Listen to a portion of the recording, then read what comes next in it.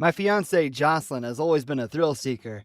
This year, with only 2 months to go before the big wedding day, I decided to surprise her with a trip out on water. We've always said that we wanted to do something this crazy, and I guess I figure, why wait another minute?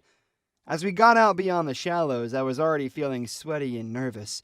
I made one final FaceTime call to my mom and showed her how safe we were being. Derek, this is not just insane, it's downright stupid. No matter how many precautions you take, you can't guarantee that something will not go wrong. I told her that I had read every online review about the service we rented and weighed my options carefully. Heck, Jocelyn was even thinking we should have living wills if something horrible did happen. But I try not to live with fear in my life, so I didn't want to dwell on constantly wondering what could happen. Everything will be fine, and I will call you back in about an hour or so, I reassured her just as the signal on my phone got choppy. It was the point of no return. She tried again to talk me out of it, but the phone went into a dead zone. Jocelyn was about to say we should turn around when the boat came to a stop and our driver announced that we had arrived. I looked out at the calm waters, amazed that there would be man-eating predators below us in only a few moments. Speaking in broken English, the captain of the ship told us to get our gear on. Meanwhile, the driver prepped the bait they were going to use to lure the sharks. We hurried to the dressing room. We don't have to do this, you know. I don't care if we wind up losing the deposit, I told Jocelyn. She was shaking. Nerves, I guess, as I placed the scuba gear on my skin. It was tight and firm, meant to protect me as best as possible in the icy water should things go wrong. The driver told us that we would have 35 minutes to be under the water with the sharks, and they performed a final check on the cage as we walked back out on deck. Jocelyn squeezed my hand and we kissed before putting our headgear on and making sure the oxygen tanks were secure. Everything was designed for us to enjoy this once-in-a-lifetime experience. It would be a dream come true. But soon, it became a nightmare. Stepping into the cage, we were told to move to the left side and watched as the driver securely closed the gate. There was a small hole where we could use our diving photography gear to take pictures in the cage, but seeing that it was large enough for our arms to go through terrified me. As soon as the water hit me, my body tensed up and I started to feel adrenaline flowing through me. The ocean was so calm and empty. I didn't see anything for miles in any direction. What if no shark came? When we were completely under, we heard the foghorn of the ship and the chum hit the water. Slowly the water formed a reddish and brownish hue as the guts of the fish gently settled in front of our vision. Jocelyn and I stood side by side and watched the edge of the now murky waters as we saw silhouettes appear from the fringe. As expected, the sharks were here. I reminded myself that we would be okay as long as we didn't panic, but that didn't keep me from getting even more tense as dozens of sharks soon appeared and began to swim toward the cage. Most were tiger sharks, but there were a few larger varieties as well, all grabbing and chomping on the bait as Jocelyn nudged me to ready the photography. I hated the fact that I was going to be the one to take the shot, but it was too late to back out now, so she stood behind me as I got into position. Gingerly, I placed my arm near the opening in the cage and clenched my teeth on my mouthpiece as a larger great white swam right next to the cage. It made me scream inside my head. Placing the camera near to my helmet, I got a few steady shots, the cage rocking as the sharks became a bit more aggressive. I felt Jocelyn press up against my backside and tried to push her away. I was already close enough to the cage wall. Then one of the sharks reacted to the underwater flash and slammed against the bars. The camera dislodged from my hand and drifted out into the open water. Only a few yards, but still exposing me if I reached for it. Jocelyn urged me to try, but I was frozen with fear. The sharks were moving faster, and every time they got by me, I could swear that their ferocious eyes were staring into my soul. Then something happened that changed my life forever. Jocelyn pushed me toward the open hole, my arm dangling from the cage. In that instant, I felt something prick at the edge of my leg. It felt like a blade, and I looked down and saw blood floating from the hole in my suit. I turned to look at Jocelyn, trying to figure out why she was doing this. Then I saw a fire in her eyes that made me freeze in horror again. And I saw a small pocket knife resting in her other hand as she held me against the cage wall. As the blood hit the water near me, it had the effect you would expect. The sharks went wild. One of them grabbed at my arm and snapped it backward. I felt my bones shatter as I was yanked toward the ocean. Jocelyn kept me against the wall as the sharks kept ravaging my arm, every fiber of my being trying to find a way to fight this. They were on me from all sides, grabbing at my flesh, the water getting bloodier by the second, my whole body shaking in agony as I wailed against her. I looked at the cage door, an insane idea hitting me. I didn't know any other way to survive. I reached down and grabbed the latch, and the cage door floated open. Because of the pressure she exerted on me, Jocelyn tumbled out. I held onto the cage door and forced her past me into the swarm of sharks. I was almost backing out as I forced the door shut and pulled my broken arm into the cage. I watched in front of my eyes as the sharks surrounded my fiancée and tore her limb from limb. The boat hastily pulled me up, realizing the emergency. As soon as I was out of the water, the driver hurried to the cage and screamed in a panic at the injury to my arm. "Where is the other? The lady? Where is she?" They asked me frantically. I was too busy trying not to bleed out, and then I fell unconscious. I woke up in a hospital bed about 2 hours later. My arm was amputated.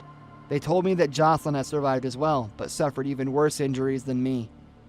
I called my mother immediately, and she was filled with tears as I recounted the story. "Jocelyn tried to kill me, Mom. Why would she do that?" I asked, but she didn't have an answer, and I never got one. I signed out of the hospital the next day, my entire life altered by a woman I thought I would spend forever with. I visited her before I left, though. The doctor said she was conscious enough to hear me. "I survived," I whispered in triumph. I doubt any authority would believe that she tried to kill me, but I didn't care. We were through. I'll have to figure out a way to adapt to this new life, but it will be worth it, because a broken heart is not the worst that could have happened. Why don't we use the sailboat and go to the caves anymore? I knew the answer. After the accident, Dad didn't even go near the water. At the time, his cowardice sickened me. I didn't understand what was the reason he would be so frightened of the water when I grew up around it. The accident was something he never talked about. We live right off the coast, so going out for a short dive near the shoals wasn't uncommon. Sometimes we took the boat out and went a little further. There were tunnels in a nearby lagoon that Dad loved to explore. It was his passion, his life, some might say. And then one day he just stopped. I was at school that day and came home. The door opened and a trail of water leading me to where he was crouched in the corner, shaking like a leaf. He looked like he had seen a ghost. For a moment, I almost thought he had. My dad is a brave man. He worked hard to give us a good life. Seeing him like that was unnerving. And when I asked him what had happened, he pointed toward a map. His brother had been going to the caves a little more frequently, trying to determine the best spots to go diving. There was a spot on the map where Uncle John had circled a deeper tunnel with a red marker. This was the code we would use to indicate that the place held valuable treasure. But something awful had happened instead, and after that, John wasn't around the house much anymore, except to drop off mail from our P.O. box. I would try to be friendly with him, but it didn't work. But that's enough backstory. I got frustrated with my dad for refusing to go back out there. We used to go diving together a lot, and now we never did. So I did something rash and hijacked the boat. Crossing the open sea to the deep ocean was exhilarating. A moon hung over the sky and made my heart beat faster than a jackrabbit. I wanted to find the treasure that he and John had given up on. The accident left him a scarred man, and I was determined to prove to him that there was nothing there to fear. But I shouldn't have gone alone. That was our first rule, to avoid the cave when you are alone. I looked down into the dark waters and turned on my headlamp, dunking into the water without a second glance. I've done this hundreds of times before, so I saw no reason to be concerned now. It didn't take long to find the mouth of the underwater caves. I knew this would be where John would think to look first, though, and it made me wonder if perhaps he had been looking in the wrong place all along. I decided to follow my gut and go the opposite direction, swimming to the right and giving me an uneasy feeling. These tunnels were much darker. I knew, though, this would be dangerous, but I wanted to keep going despite the cramped space. And then, amid the waters, I slowed down as I looked towards the rocks again. Something glimmered and moved against the surface, a reflection of some kind. It was enough to make me think I might not be alone down there. But that didn't mean I could stop, and I knew that there were other things I could do. I swam faster. I could see something else close to me, an air pocket.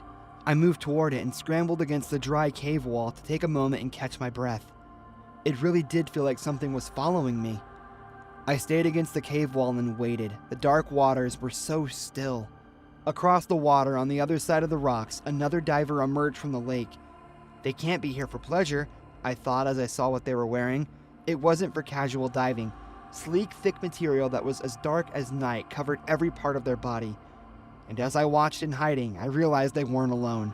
Another figure emerged, this one hauling a large black bag from the back of their small dinghy.